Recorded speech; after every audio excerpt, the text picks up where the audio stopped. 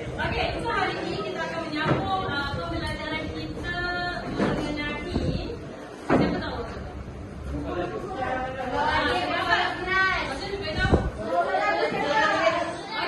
Okey, sebelum tu saya nak tanya, siapa kat sini yang okey, tutup mata. Okey, tutup mata. Siapa kat sini tutup mata? Jujur Siapa kat sini dia tinggal solat subuh pagi tadi tanpa alasan yang munasabah? Ali. Untuk alasan munasabah tu maksudnya perempuan di period ke. Siapa kat sini yang dia tinggal solat subuh? Ali. Okey, tak apalah. Okey, buka mata. Okey, so tujuan saya tadi tentang solat kenapa? Solat adalah merupakan ibadah yang wajib, yang merupakan ibadah yang pertama yang akan diisahkan.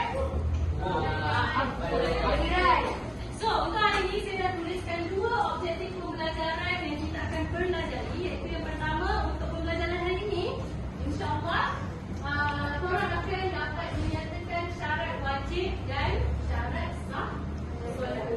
Dan yang kemudian menjelaskan rukun-rukun solat.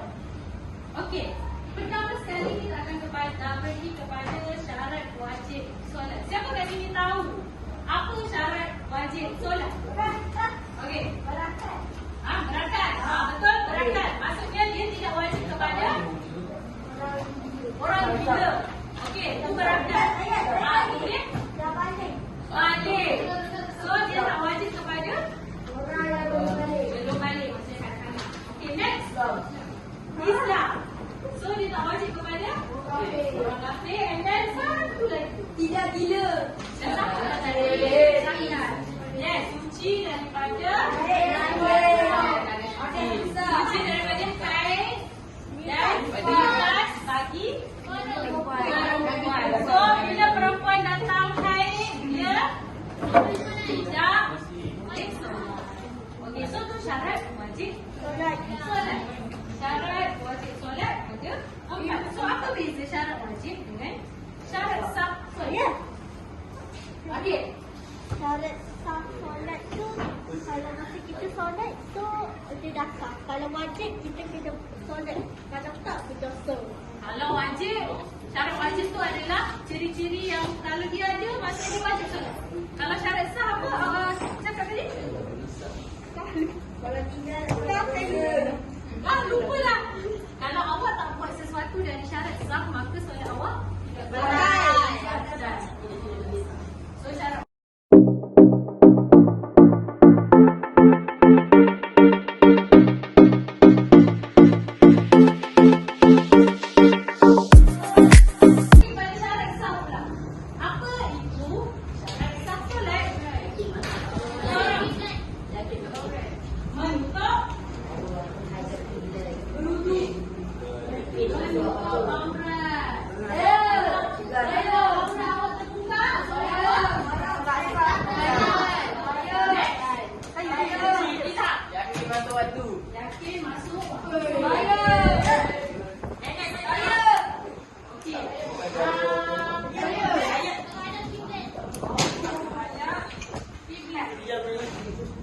So kalau awak solat tak menghadap kiblat, solat awak betul?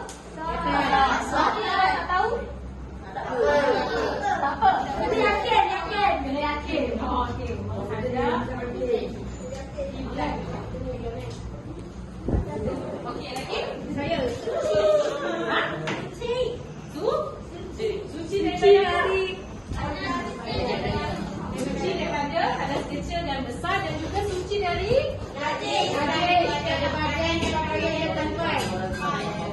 suci daripada hadas kecil, besar dan juga najis lah. Okey, cukup dah kan? 1, 2, 3, 4. Kan? Okey. So ini adalah syarat wajib dan syarat sah. Boleh bezakan lah apa itu syarat wajib dan apa itu syarat sah. Okey, Aidil. Okey, cuba sebutkan semula syarat wajib tu apa? Syarat wajib tu apa?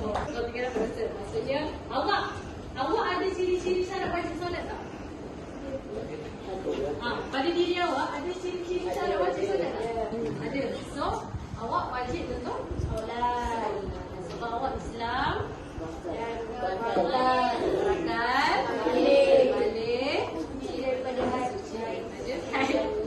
Okay. So syarat sah solat. Okay, tadi semua kat sini solat zuhur kan? Okay. So waktu solat zuhur tadi, adakah awak menepati 1, 2, 3, 4 ni? Betul. So solat awak sah. So itu syarat wajib dengan syarat sah. Senang kan? Okey, so untuk objektif yang kedua, iaitu menjelaskan rukun-rukun solat. Rukun solat ada berapa, siapa tahu? 13. Pandai. Okey, ada 13. Rukun solat terbagi kepada 3 bahagian. Apa dia? Betul?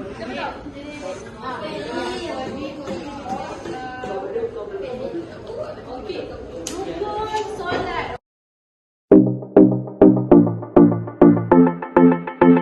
Untuk tugasan hari ni, saya nak awak bahagikan kepada 3 kumpulan. Saya akan berikan satu kertas majung bagi setiap kumpulan. So,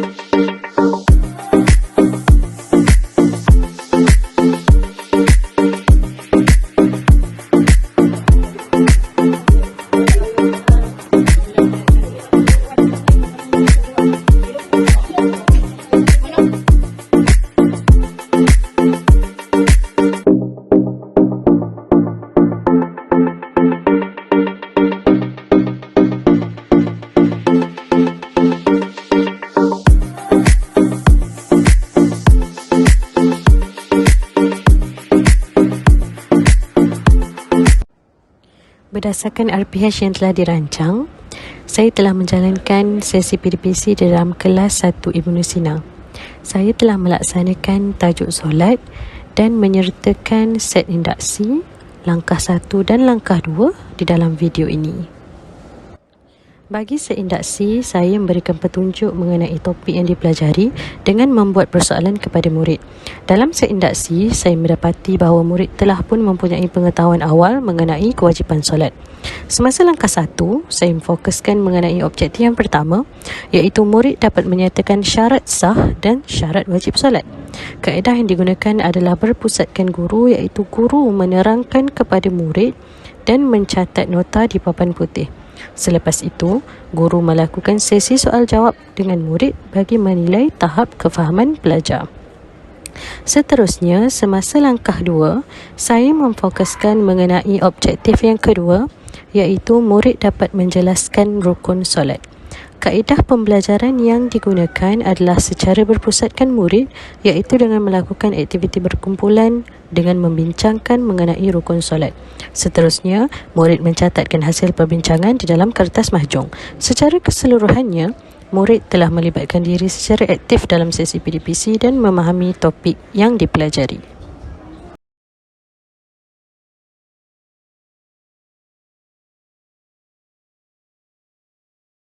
Bismillahirrahmanirrahim. Assalamualaikum warahmatullahi wabarakatuh. Alhamdulillahi rabbil alamin, wassalatu wassalamu ala asyrafil anbiya'i wal mursalin wa ala alihi washabihi ajma'in. Allahumma salli ala sayyidina Muhammad wa ala ali sayyidina Muhammad. Allahumma salli ala sayyidina Muhammad tibbil qulubi wa dawaiha wa afitil abdani wa shifaiha wa nuril absari wa riyaiha wa ala alihi washabihi wa barik wa sallam, amma ba'd. Jadi alhamdulillah, syukur kita pada Allah SWT, hari ini dapat kita berkumpul sama-sama dalam orang komputer kelas 3 Akasia untuk teruskan kita punya pembelajaran berkaitan dengan pendidikan Islam. Apa khabar semua? Alhamdulillah, mudah-mudahan awak semua berada dalam keadaan sihat dan terus bersemangat untuk menuntut ilmu. Okey. Berdasarkan gambar dekat depan ni, hari ini kita nak belajar apa? Puasa. Okey, berdasarkan poster kat depan ni, cuba teka hari ini kita nak belajar apa? Saya Ustaz. Okey. Hari ini kita akan belajar mengenai digital talk. Okey, terima kasih. Okey, belajar lain. Cuba teka, selain daripada digital talk, kita nak belajar apa pula? Saya Ustaz, hari ini kita nak belajar buat pembintangan. Okey, terima kasih nak belajar buat pembintangan. Okey, berdasarkan poster dekat depan ni, hari ini berkaitan dengan tentang digital talk. Apa itu digital talk? Okey, kita telah selesai kita punya pembelajaran tentang pendidikan Islam tingkatan 3 semua tajuk. Jadi untuk projek yang terakhir, saya nak menilai pelajar bagaimana pelajar faham tentang setiap topik yang saya ajar.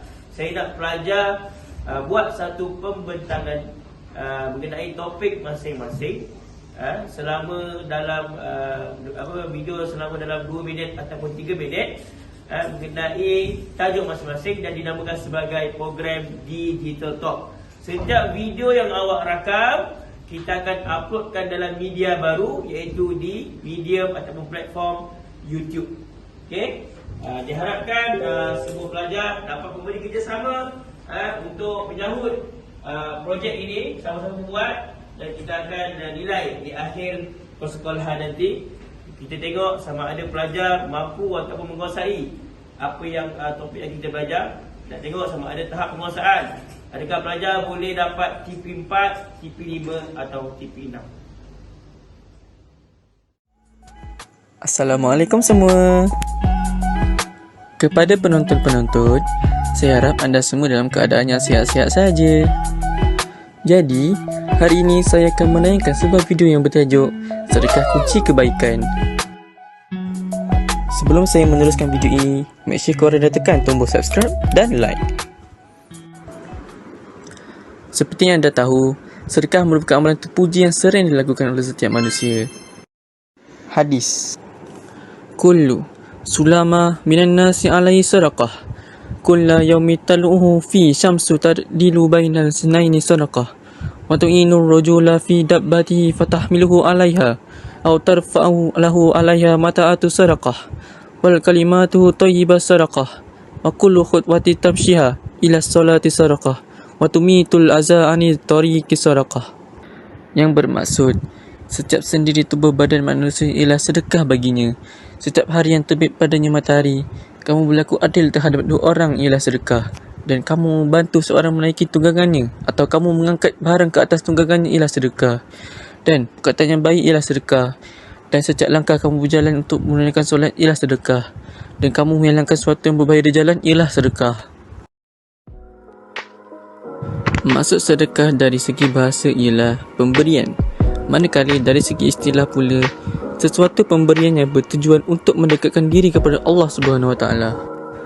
Amalan sedekah yang dinyatakan dalam hadis: yang pertama, berlaku adil dalam tindakan. Yang kedua, mendamaikan orang yang bertelingkah.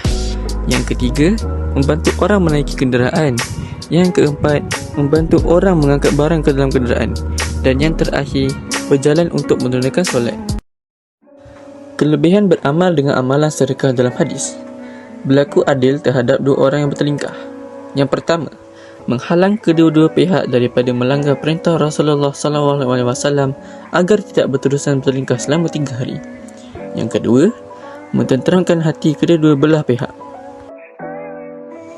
Membantu orang menaiki kenderaan atau mengangkat barangan dalam kenderaan.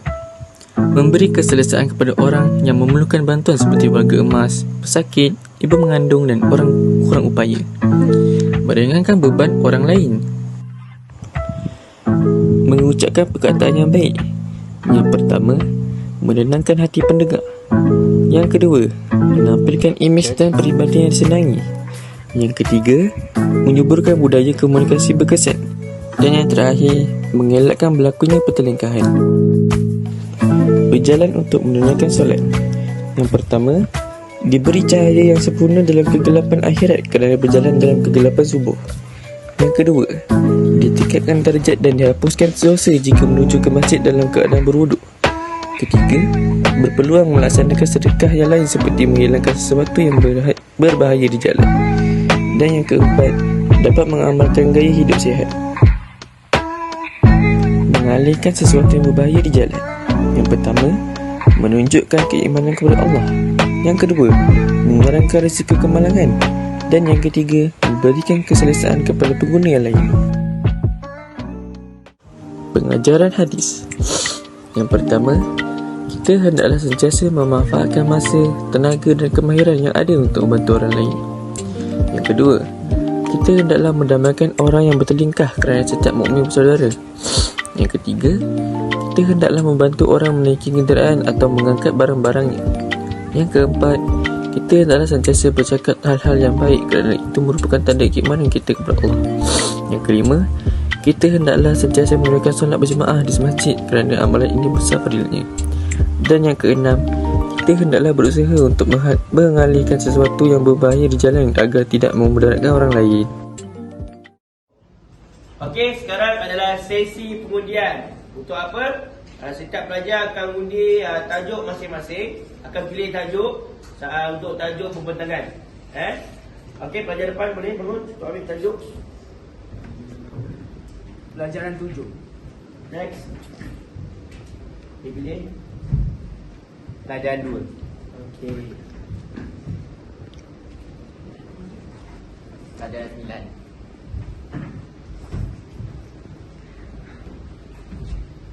Pelajaran 8. Terima kasih. Pelajaran 5. Okey, pelajar seterusnya sebelah sini. Pelajaran 1. Pelajaran 3. Okey, next. Pelajaran 1. Pelajaran 6. Pelajaran 4. Okey. Setelah pelajar dapat pelajaran masing-masing, apa yang perlu buat? Pelajar hendaklah buat analisis, buat huraian ataupun olah ataupun baca dahulu topik yang dapat tu. Lepas dah dapat, sembahkan dalam bentuk mengikut kreativiti masing-masing. Buat bentuk PowerPoint boleh, poster boleh, dan disebarkan dalam bentuk video. Aplikasi apa? Terpulang kepada pelajar. Pelajar boleh guna medium CapCut, TikTok, PowerPoint, Canva, Viva Video dan sebagainya. Mengikut aktiviti masing-masing, yang mana mudah dan yang mana senang. Diharapkan para pelajar dapat sahut cabaran ini. Sama-sama kita selesaikan projek ini dan saya akan nilai memberi markah kepada pelajar. Dan diharapkan semua pelajar akan mendapat hak penguasaan yang terbaik.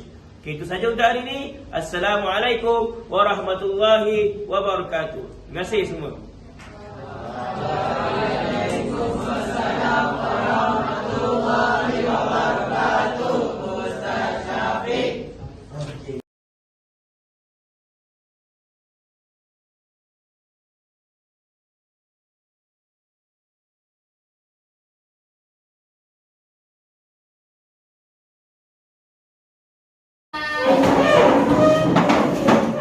Assalamualaikum ya Ustazah. Bismillahirrahmanirrahim. Allahumma fa'alaina ni'mataka wa syur alaina min khazain rahmatika ya arhamar rahimin. Rabbi shrah li sadri wa yassir li amri wahlul 'uqdatam min lisani yafqahu qawli. Okey, sebelum kita duduk, kita baca ayat hafazan kita. Okey. Ada masalah? Ada. Okey, mari kita sama-sama baca ayat hafazan kita. Alhamdulillah. A'udzubillahi minasyaitonir rajim. Bismillahirrahmanirrahim. Qulillahumma malikal mulki tu'til mulka man tasha'. وتعز من تشاء وتعز من تشاء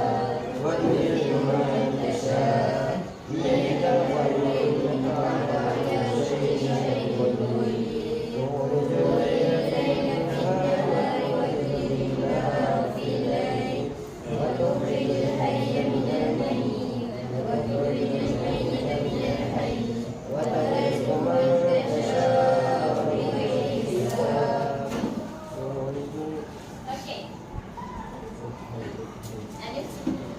Okey, boleh duduk semua. Okey, beri perhatian. Okey. Cuba teka. Masa bawah ni apa? Ha, lihat apa dia? Apa? Soalan. Nasrul? Kertas. Okey, kita tengok apa yang betul. Kakak siapa yang betul? Nasrul. Baiklah. Nasrul. Okey, mari kita tengok. Okey, apa ni? Kertas. Siapa yang betul? Nasrul. Bukan. Dua-dua betul. Kenapa? Sebab ada soalan sekali. Soalannya ada. Kertasnya pun ada. Jadi, boleh teka hari ni kita nak buat apa? Okey. Nak main puzzle. Nak main puzzle. Okey. Siapa lagi boleh teka kita nak main apa? Ha, Nisha. Next. Okey, Nisha. Kalau nak main puzzle ni, mungkin kita buat soalan apa? Maju apa? Pembelajaran yang lepas. Pembelajaran yang lepas. Ya. Ini saja nak Allah. Kita tengok ada ke tak tadi. Okey, jadi kamu semua telah dibahagikan di dalam kumpulan. Okey, dengar ni cara dia. Okey. Kertas ni ada warna-warni. Satu kumpulan, satu warna. Satu kumpulan, satu warna. Okey. Ha. Okey, lepas tu awak semua dikehendaki untuk memotong bentuk ni. Ya? Setiap helai kertas. Semua potong. Kemudian anda semua mesti menjawab persoalan yang ada di dalam petak-petak ni, segitiga ni. Dan membentuk satu bentuk yang lain. Faham?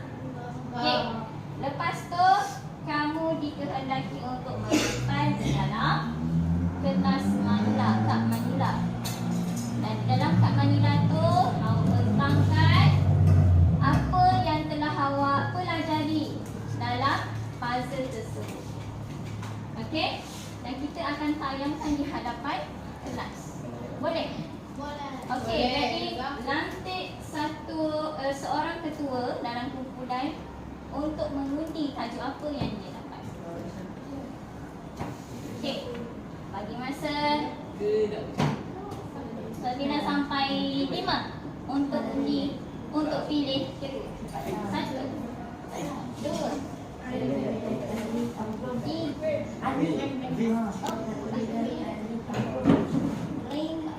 Okey, ke depan. Okey, di sini ada soalannya. Ke depan. Okey, semua ada dulu, semua ada. Dah. Ha? Pilih salah satu. Okey. Tangan ke depan semua. Tangan ke depan. Ya. Okey. Okey, buka soalan dan tunjukkan pada tunjukkan. Sebut. Mengharapkan keampunan Allah. Allah pemurnia hidayah. Kesaksian dakwah Rasulullah. Manisnya persaudaraan. Okey, masing-masing dah dapat tajuk.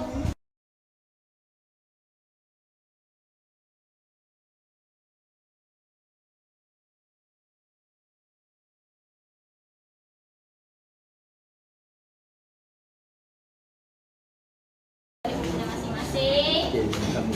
Okey, boleh mulakan tugasan anda semua. Yang nanti saya akan bagikan kad manila. Okey. Okey, dalam kad manila tu awak boleh tulis boleh reka nama kumpulan awak, tulis nama ahli kumpulan. Lepas tu tulis pengajaran yang awak dapati dalam tajuk yang telah awak dapat. Okey, ada soalan? Ada. Okey.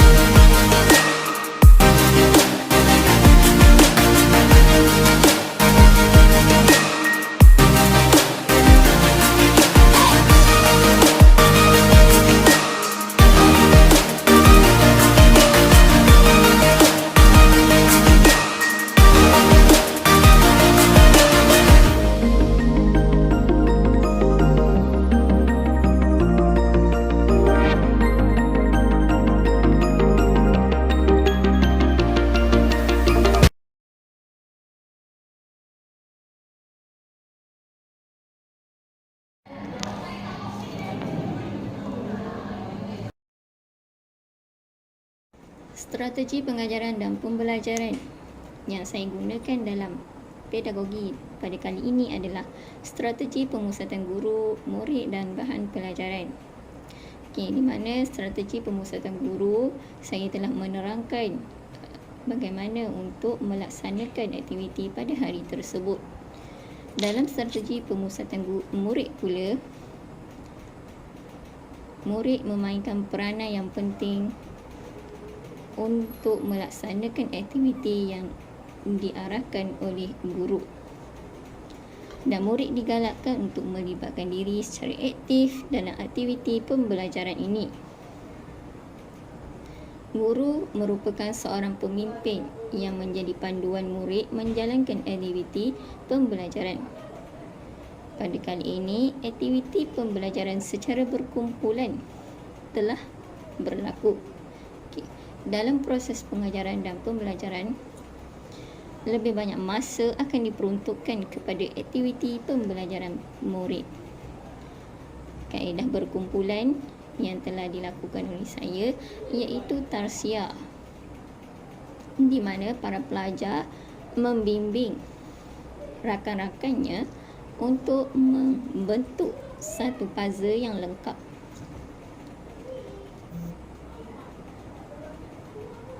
Kaedah ini menjadi pertimbangan semasa menggunakan strategi pemusatan murid, terutamanya murid di dalam kelas.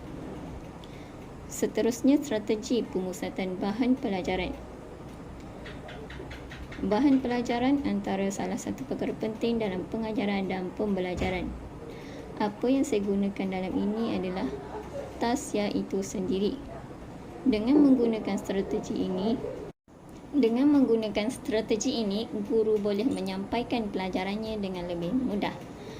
Pelajar pun tertarik ingin belajar dan berkesan, manakala murid dapat memahami pelajaran dengan lebih bermakna serta boleh menjalankan aktiviti pembelajaran secara sendiri atau secara berkumpulan tanpa kehadiran guru.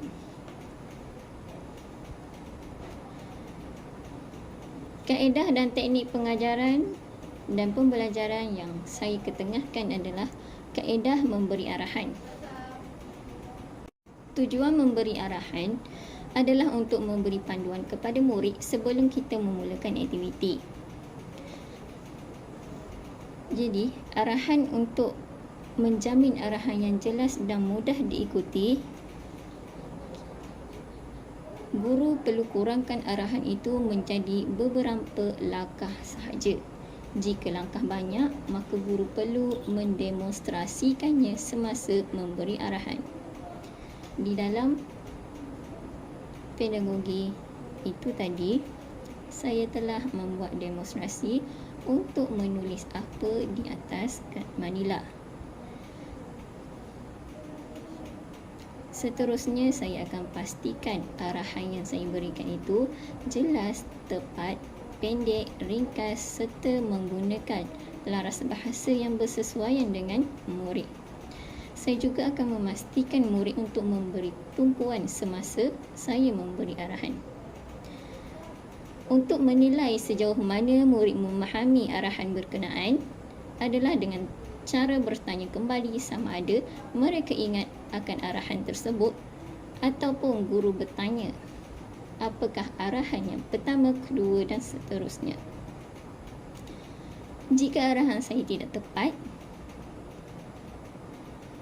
kabur, sukar, singkat serta tidak diulang-ulang, hal ini akan menyebabkan murid melakukan kesalahan semasa melakukan tugasan. Dalam kaedah ini juga, iaitu pelaksanaan tarsiah ini merupakan kaedah latih tubi. Hal ini bertujuan menyediakan latihan dan peneguhan secukupnya kepada murid tentang sesuatu pembelajaran spesifik supaya mereka secara automatik boleh menyebut atau mengingati semula maklumat apabila disuruh untuk berbuat demikian. Jadi kaedah yang tidak membosankan boleh diteruskan sehingga tamat masa. Jika kaedah yang tidak menarik, ia akan menjejaskan tumpuan murid. Lebih-lebih lagi murid yang bermasalah dalam pembelajaran. Oleh itu, pelbagaikan kaedah untuk mengelakkan kebosanan dan kurangnya konsentrasi murid. Sekian, terima kasih.